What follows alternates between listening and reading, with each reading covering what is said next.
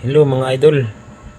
Do na atong roofing diri ang gigamit nato puro mga square tube. So wala tani gamit og si Parlins. So ang ato ang bottom girth is ang 2x4 by 1.5 ang kabaga. So pati ang ato ang nigamit na puta og extra nga bottom girth diri sa 2x2 by 1.5. So at the same time gikapit na to siya sa ato ang parlins nga 2x2 gyapon. So gimo na to siya og beam. So pwede siya gayahon ninyo mga idol.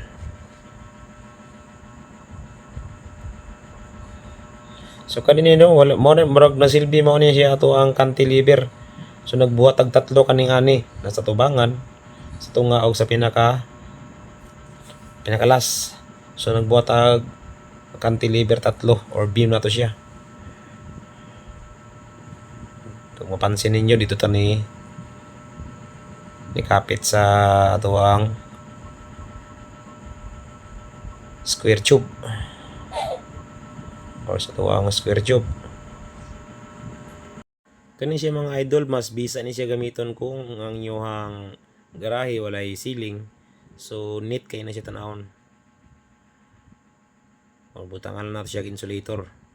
Unlike sa C-Parlins, murag na siya ay basiyo. So kani pinturahan na nato siya. Nindot na siya tanawon. So bago dito nagsaka dira sa atop, nag-alalay ta og support diri kay ang isa pa po wala pa raw to na full weld ang ato ang winildingan. So diri ko nag-attach sa to ang gutter or ang iyang overlapping.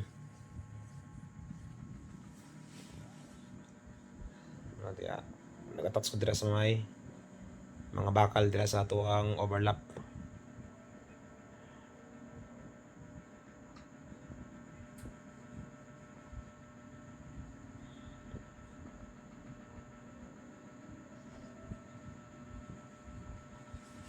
So ang distance sa to ang quandary si Parlins is or ang standard gid niya is 70.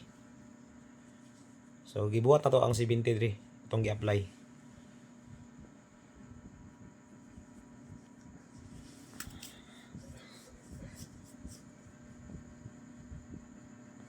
So kung pansin niyo tanawa ang ato ang girth atong gipasok sa ato ang bottom girth ug ang parlins. So mo na ato ang front.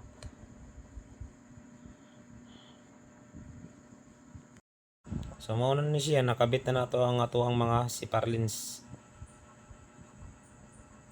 sa diri na sa ato ang garahe. So kato sa pikas is extension to siya sa namo gani siya quandary. So nagtindahan murag nag Yolanda type tanga roofing.